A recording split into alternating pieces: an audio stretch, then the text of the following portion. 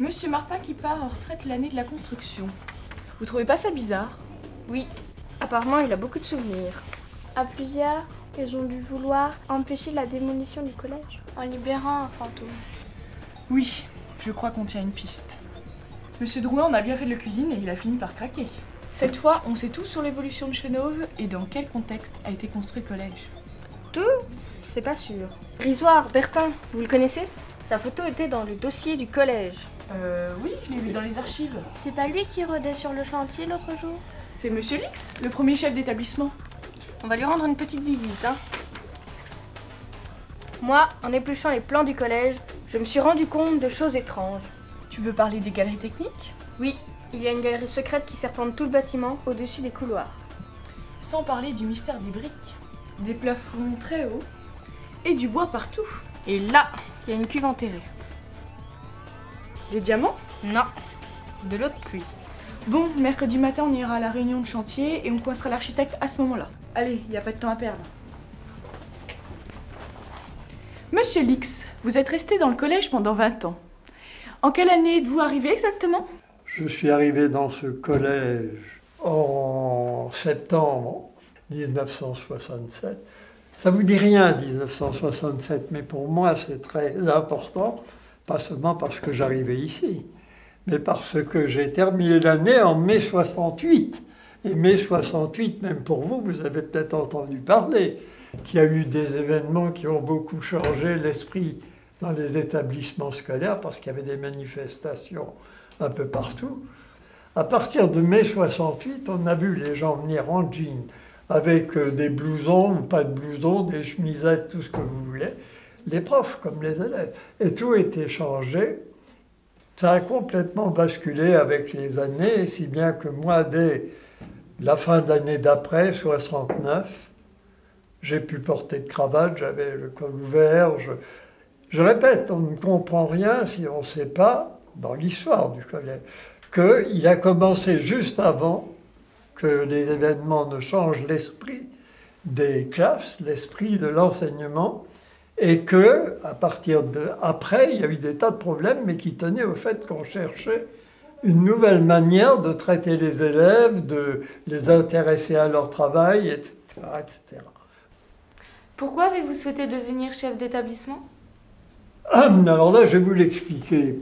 J'ai décidé que si j'avais envie d'être chef d'établissement, c'était aussi pour prouver qu'on pouvait essayer de l'être, en essayant surtout, en faisant des efforts pour ne pas favoriser l'un plutôt que les autres, pour ne pas s'occuper de savoir qui était la famille, qui étaient les relations, etc., etc., mais d'appliquer à peu près le même traitement que de juger et d'agir avec les gens selon, si j'ose dire, leur cas particulier.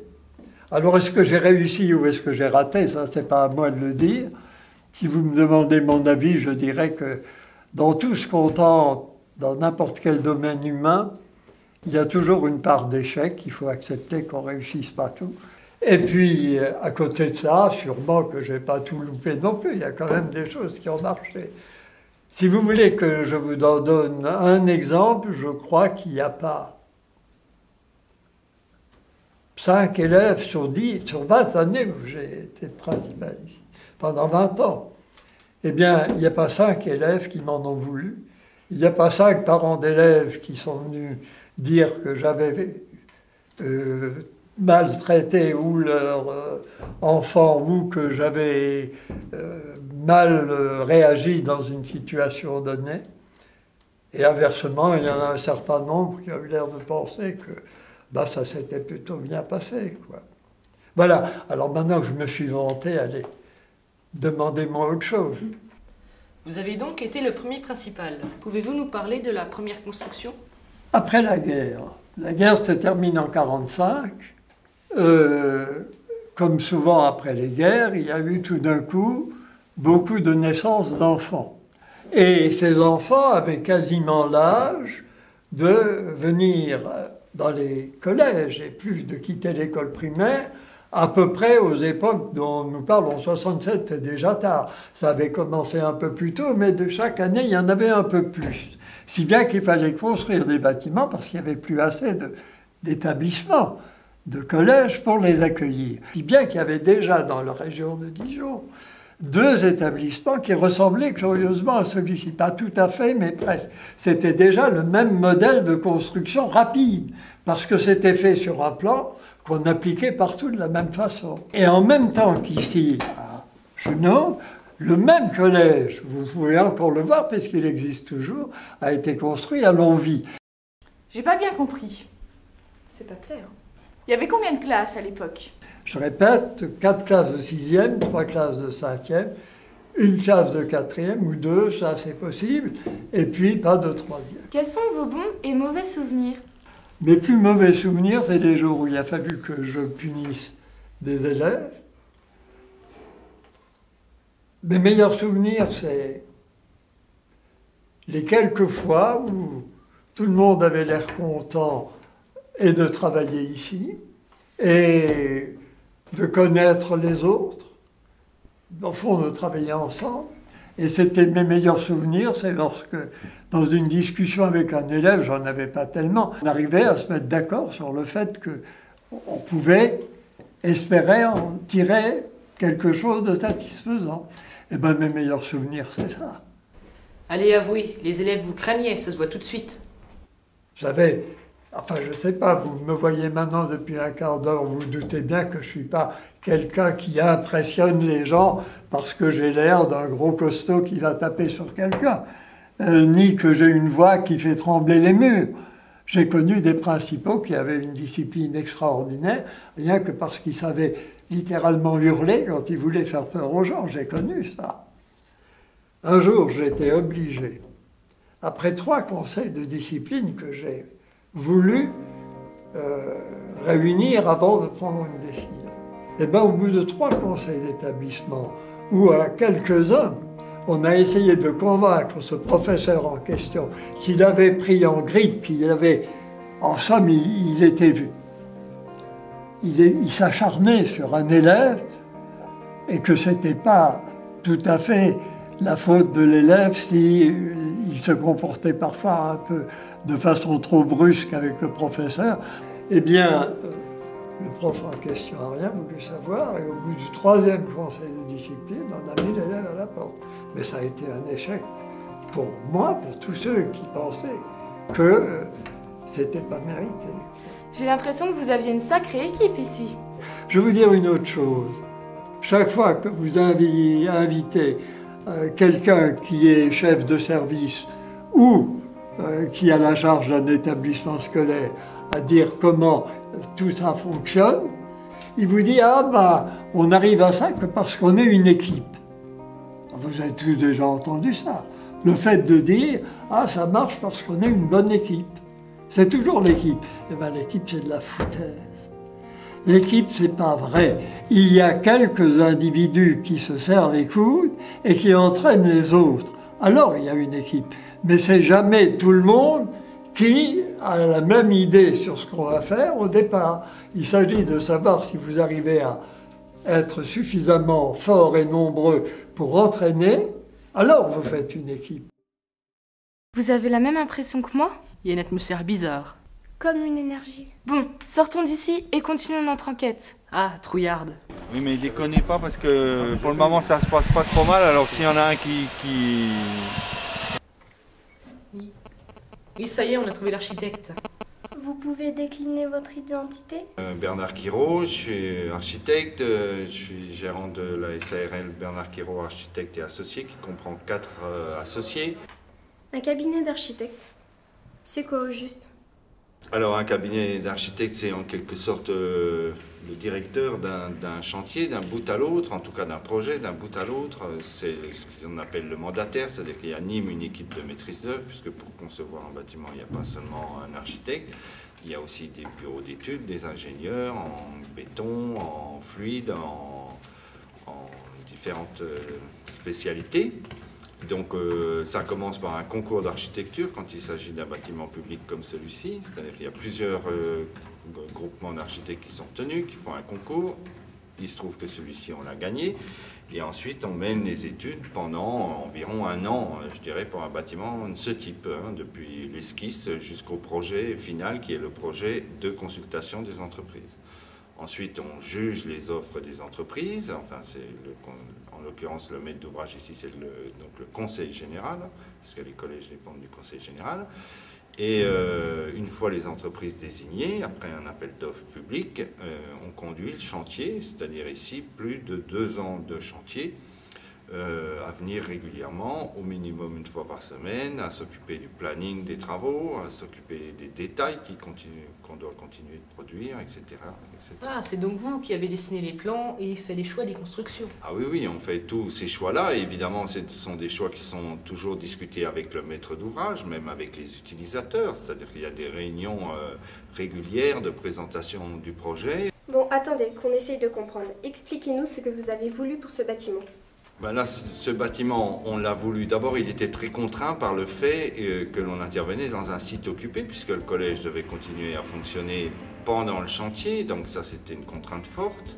Sans doute, ça a déterminé ce parti un peu compact, c'est-à-dire c'est un bâtiment qui est très très épais. Ça, c'était un choix aussi architectural, parce qu'on trouvait que ça donnait une certaine richesse aux espaces. La compacité, ça veut dire aussi une assez bonne économie du projet, une assez bonne économie de fonctionnement ensuite. Donc on a voulu ce parti architectural, on appelle ça comme ça, extrêmement compact. Ensuite, ce qui a beaucoup compté pour nous, c'est la matérialité des choses.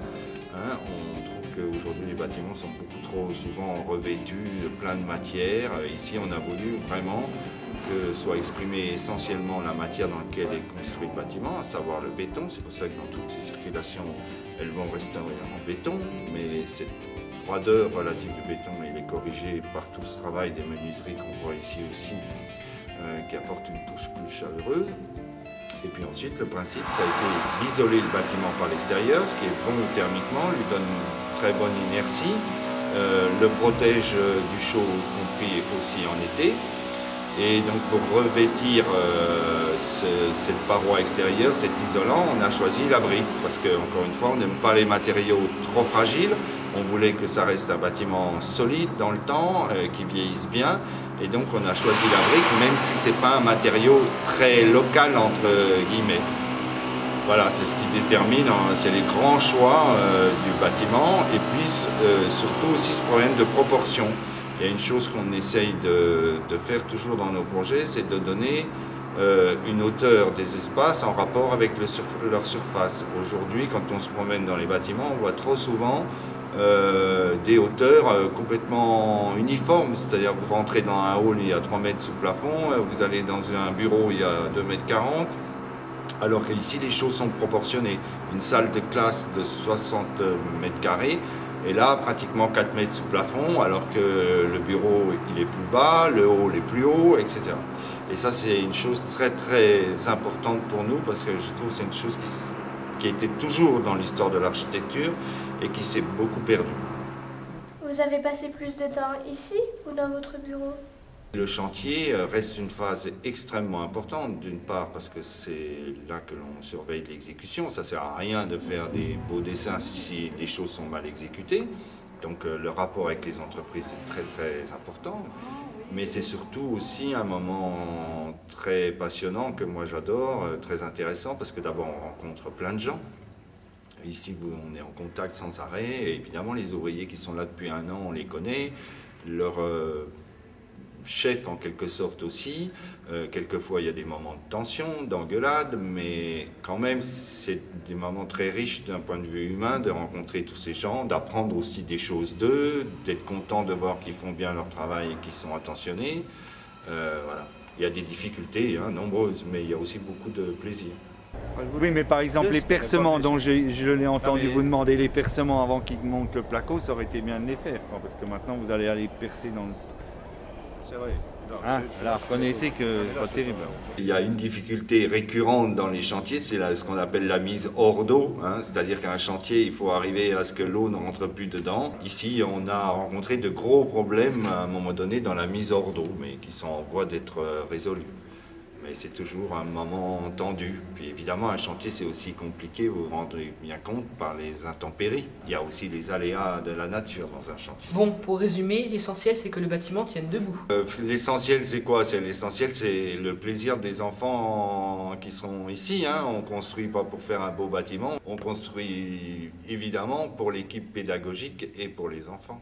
Donc le plus grand plaisir, c'est de voir quand ils sont contents d'être là. Est-ce qu'ils vont apprécier cette relative dureté du bâtiment? Mais il est dur pour être résistant, mais à la fois je crois qu'il a plein d'intentions pour eux, ne serait-ce que ses proportions, ses hauteurs, ce travail de menuiserie, ces salles de classe qui en contraste par rapport aux circulations qui restent en béton, sont au contraire tout habillées de bois, peintes, j'espère chaleureuses, et j'espère qu'ils se sentiront toute cette attention qu'on a mis pour eux, finalement.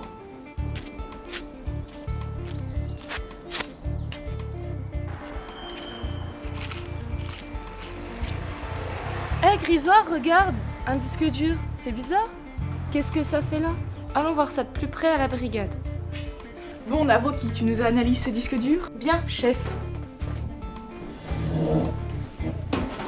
Hé regarde, on dirait qu'il s'agit de vidéos des travaux. Comme si quelqu'un avait filmé l'ensemble du chantier pour garder une trace. C'est incroyable, il y a tout, regarde, comme si ça s'était déroulé en plusieurs phases. Dès février 2008, construction des nouveaux logements. Pendant ce temps, commencement de la phase 2 avec la première partie du bâtiment scolaire. Puis démolition en décembre 2009 des anciens logements. Oui, et commencement de la deuxième partie du bâtiment scolaire à la place. Je vais finir par croire à cette histoire d'esprit et de fantômes, moi. Moi, je suis Nabil El Ajaji, donc conducteur de travaux chez Eiffage Construction. Alors moi, je suis Ribeiro Mario, chef de chantier à Eiffage Construction Boulogne. Donc, on est en charge de toute la partie gros œuvre, terrassement sur le chantier, donc en groupement avec l'entreprise Léon Gross, pour réaliser tout ce qui est structure béton et tout ce qui est aménagement extérieur. Sachant que le chantier se déroule en plusieurs phases, puisque comme c'est un site occupé, donc, et le collège continue, garde son fonctionnement normal. Donc, en première phase, donc, on doit réaliser la partie logement et la moitié du collège. Après, il y a une phase de démolition de tout l'ancien bâtiment administration et logement. Et après, on réattaque la deuxième phase du collège. La plupart des bâtiments sont habillés avec de la brique. C'est un nouveau matériau un peu qu'on n'utilisait pas trop dans la région. Ma fonction, on va dire, c'est la fonction de terrain. Nabil, il est conducteur de travaux, donc il n'a pas que ce chantier à s'occuper, il a plusieurs chantiers à s'occuper. Et moi, par exemple, j'ai que ce chantier-là. Donc on va dire que je suis un homme de terrain, je dois m'occuper d'organiser le chantier, de l'organisation du chantier, de l'avancement du chantier, de la sécurité du chantier, c'est mon travail. Ça s'appelle des banches. Ça sert à faire les murs, tout ce qui est vertical. Donc, dans un premier temps, on met une peau en place, tenue par des blocs. Ensuite, une fois que le premier panneau est mis en place, on le met d'aplomb. Et ensuite, on met ce qu'on appelle des mannequins, c'est-à-dire des portes, les portes et les fenêtres. On met les armatures.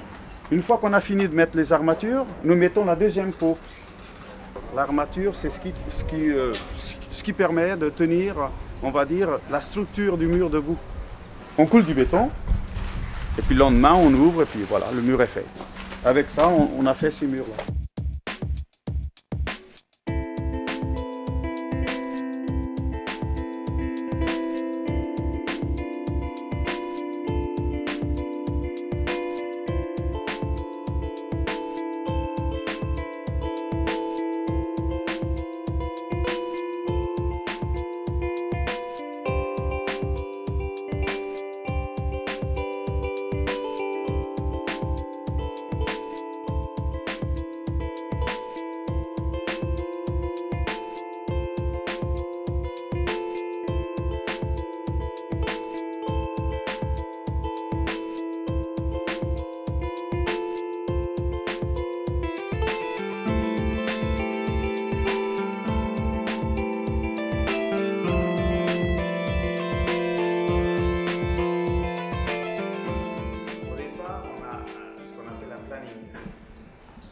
Et sur le planning, c'est marqué, bon, vous avez tant de temps pour faire le chantier. Donc moi, je dois m'organiser de faire le chantier dans ces temps-là.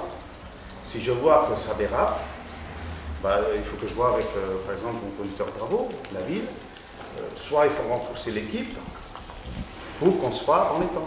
Sachant qu'on a des métiers à risque, puisqu'on manipule beaucoup de matériaux, beaucoup de matériel, qui est souvent très lourd. Donc on a une grue, on voit ce chantier, on laisse beaucoup, on stocke beaucoup de matériaux, beaucoup de matériel. Il y a beaucoup de mouvements sur le chantier, donc au niveau des accès, puisque quand en phase construction, on n'a pas les accès qu'on aura une fois que le bâtiment sera fini. Donc les escaliers, on ne les a pas encore, les abords extérieurs, on ne les a pas encore. Donc on voit que quand il pleut, c'est dangereux parce qu'on peut glisser. On a des trous dans la dalle, parce qu'après, il y a des réseaux qui vont passer dedans, qui ne sont pas forcément bouchés. Donc tout ça fait qu'on doit faire beaucoup attention. C'est notre responsabilité, essentiellement celle du chef, que tout soit prêt et tout soit cadré pour qu'on n'ait pas ce risque-là. Sachant que toute tâche qu'on accomplit doit être réfléchie avant, doit être préparée avec le matériel adéquat et qu'on n'improvise pas la journée de travail, quoi. L'architecte qui fait, on va dire, qui a fait les plans. Mais ensuite, il y a ce qu'on appelle l'ingénieur béton armé, qui nous donne, si vous voulez, c'est encore des autres plans qui nous donnent la structure du bâtiment et la résistance. Alors ça, c'est le plan architecte du rez-de-chaussée. Dans les coupes du plan d'architecte, c'est ce qui me donne, on va dire, c'est ce qui donne au chef de chantier l'idée du bâtiment fini. On commence par les fondations. Ensuite, vous avez, par exemple, le rez-de-chaussée. Le rez-de-chaussée, avec tout ce qui est structure, armature. C'est ce qui tient le bâtiment. Vous avez, on va dire, le manœuvre. Ensuite, vous avez le aide-maçon, le maçon, le coffreur. Ensuite, vous avez le chef d'équipe, coffreur ou maçon. Et ensuite, le chef de chantier. Et ensuite, le conducteur de travaux, la ville. Ça, c'est le chef de chantier qui définit un peu les répartitions par poste et qui définit à chacun son travail à réaliser dans la journée. Donc, dès le départ, j'avais dit à mon patron que je souhaitais le faire, puisque il y a quelques années, donc j'étais au collège, donc de 91 à 95. Donc ça me tenait à cœur de faire le chantier, puisque bon, j'ai passé de très bonnes années, j'ai de bons souvenirs. Donc il y a des profs que j'avais à l'époque, donc qui sont toujours là. Tous les jours, il faut se mettre en question et penser au mot. Moi, je pense tous les jours quand je me lève au mot organisation. J'ai le classe, c'est agréable parce qu'on a le beau temps, on a le soleil, on est à l'extérieur, on n'est pas enfermé. Il faut savoir qu'aussi il y a des aspects un peu négatifs où quand il gèle, on est dehors, quand il pleut, on est dehors. Mais bon, on a le contact avec différentes personnes, on rencontre de nouvelles personnes tous les jours, on fait jamais le même chantier, c'est à chaque fois un nouveau challenge, un nouveau projet, puis on repart à chaque fois sur... on apprend tous les jours, c'est pas un métier figé où on a appris une fois puis on répète toujours la même chose, quoi. Il faut se mettre dans la tête que toute personne est unique, donc on ne peut pas commander, on a une façon de commander chaque personne. Faites quelque chose qui vous plaît, hein. Parce que si vous ne faites pas quelque chose qui vous plaît, vous n'arriverez pas. Moi j'ai un bon, on va dire, peut-être c'est un métier sale, j'aime bien ce que je fais, c'est pour ça que j'ai réussi. Je pense que Nabil aussi, il était dans ce métier. Faut aimer ce qu'on fait. Faites ce qui vous plaît, mais ne faites pas, n'allez pas faire parce que c'est le voisin qui a dit ou c'est le papa qui a dit, faites ça, non. Faites ce qui vous plaît. Bonjour, je m'appelle Luigi, je suis chef de chantier d'entreprise Léon Grosse. Je suis chargé de faire votre futur collège. Nous sommes en train de réaliser le coffrage métallique, et là on l'a couvert pour la neige. C'est un coffrage en bois qu'on met en place. Il est en 4 parties et il va aller accéder jusqu'à l'étage. Mais ce n'est pas des conditions idéales pour faire du ciment ou du béton de ce temps-là. Hein. Il fait trop froid et puis avec la neige on ne voit pas où c'est qu'on met les pieds, s'il y a des dangers. Donc on ne le fait pas déjà par temps d'hiver et puis au-delà de moins 5 degrés on ne fait pas de béton. Pour l'instant on n'est que les maçons à travailler et les électriciens qui sont en train de nous aider dans les murs, donc ils incorporent leur fil électrique Vont intervenir par la suite, il va y avoir tous les menuiseries pour mettre toutes les fenêtres aluminium en place. Et ensuite, tous les autres corps d'état, peintres, évidemment, les sols, les carrelages. L'isolant vient se mettre à l'intérieur là, et là on remonte un deuxième mur en façade. Et l'isolation se fera à l'intermédiaire entre les deux murs. Il y aura un mur en briques créé devant notre mur à nous, et avec de la laine de verre à l'intérieur, qui fera l'isolation. Sur toute la périphérie du bâtiment. Hein. Ouais, on est entre 17 et... Là on est 8 actuellement, mais au départ on était au 17. Comme on est en fin d'activité, donc on n'est plus que 8 personnes. Une bonne relation avec Madame Ailly surtout. Madame Ailly, et puis là, je ne sais pas son nom, la concierge. Sympathique. Et la personne d'entretien, les gars très bien. Au collège Herriot, il y a des travaux. L'ancien était trop vieux, plus au nord. 3 ans, c'est juste ce qu'il faut pour en reconstruire un énorme. Pas de bol pour nous, c'est ballot. On attend, mais on garde la forme. Les amis, c'est sacré dans la cour de récré. Y en a jamais assez. À Herriot, on arrive tout petit. Après 4 ans ici, on s'en va, on est grand. À Herriot, 10 kilos de souvenirs dans notre sac. C'est pas une blague. Au collège Herriot, on a plein de cours. Français, maths, physique, c'est compliqué. Pour les punitions, je passe mon tour. Je sais qu'il suffit de s'appliquer. Les interros surpris, c'est lourd. Quand on travaille toute la journée. Les amis, c'est sacré dans la cour de récré. Y en a jamais assez. À Herriot, on arrive tout petit.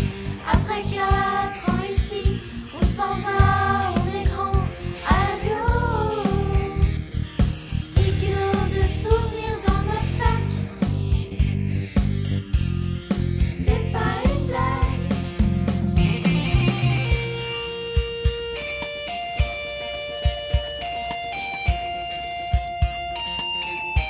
Donc cet appareil sert à récupérer l'eau de pluie, donc il y a une cuve qui est derrière. L'eau de pluie est aspirée par ces deux pompes-là, qui après ressort à ce niveau-là pour aller alimenter les sanitaires. Puis il y a le général, au cas où il n'y a plus d'eau dans les cuves, qui remet en pression la pompe.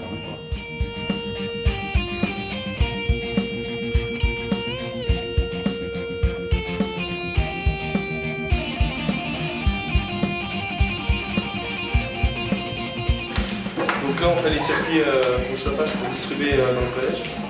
La sous-station, ça vient directement de la chaufferie, le chaud est là. D'accord. Après c'est repris par l'échangeur qui envoie pour chauffer les radiateurs. Il y aura encore 2 autres pompes, comme ça, plus petites, pour distribuer dans les autres planchers chauffants, puis réseau administratif. Moi, je m'appelle Jean-Pierre Boulaire, je suis électricien entreprise Sanitel et moi je suis chef de chantier. Moi je suis arrivé au mois de septembre 2008, donc je partirai septembre 2010.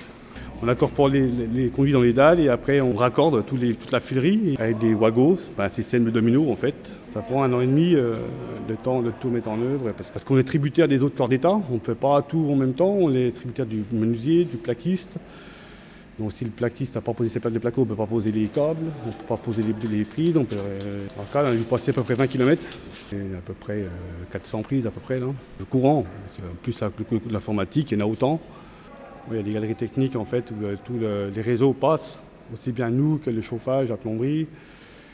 Et après, c'est dispatché dans toutes les pièces, quoi. En fait, s'il y a une intervention à faire un jour, on n'a pas besoin d'intervenir dans les salles de classe. À l'intérieur de la galerie, il peut y avoir des problèmes. Il peut arriver que des tubes soient écrasés, par exemple, et que les fils soient coupés et qu'il n'y ait pas de courant au bout des fils.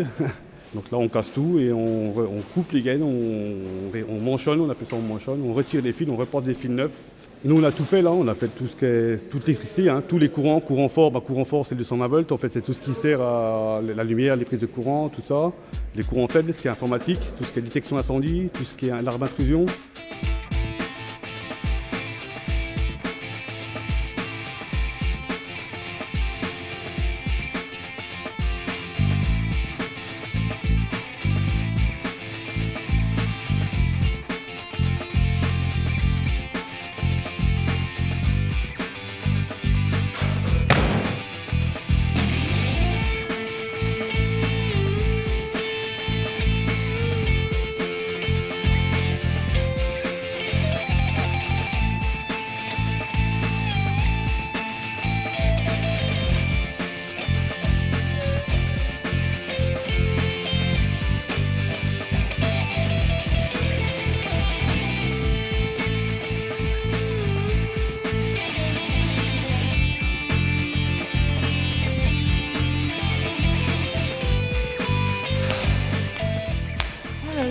Ça résonne comme dans une cathédrale ici. Voilà, je suis monsieur Goussard, je travaille chez l'entreprise Lorrain, je suis conducteur d'engin et je fais de la démolition. Donc là on fait attention parce qu'il y a beaucoup de poutres, des IPM qu'on appelle ça. C'est très dur à démonter, c'est plus dur qu'un mur en pierre. Mur en pierre, on le tire, ça vient tout seul. On fait toujours attention qu'il n'y ait déjà personne autour. L'année dernière j'ai fait un bâtiment, j'ai couché la pelle là.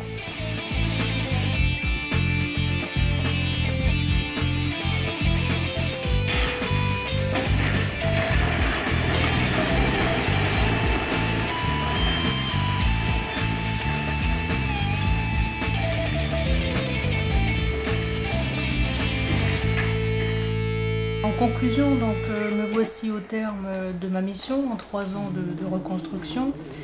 J'ai découvert la Côte d'Or, ses habitants, ses élèves, ses adultes, ses enseignants, donc une équipe pédagogique dynamique, des élèves attachants, que je leur souhaite une bonne scolarité, à tous pour les années à venir.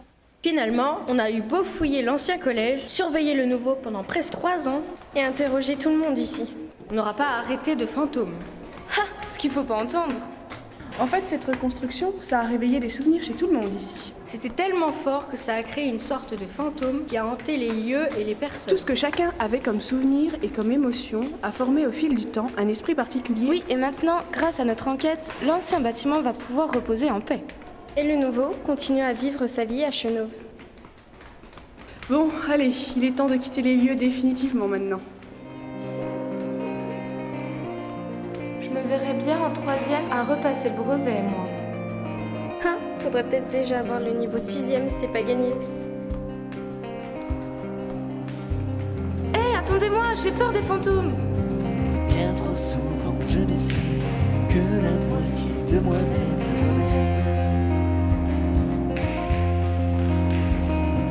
Tout est son contraire en soi, angers démons à la fois,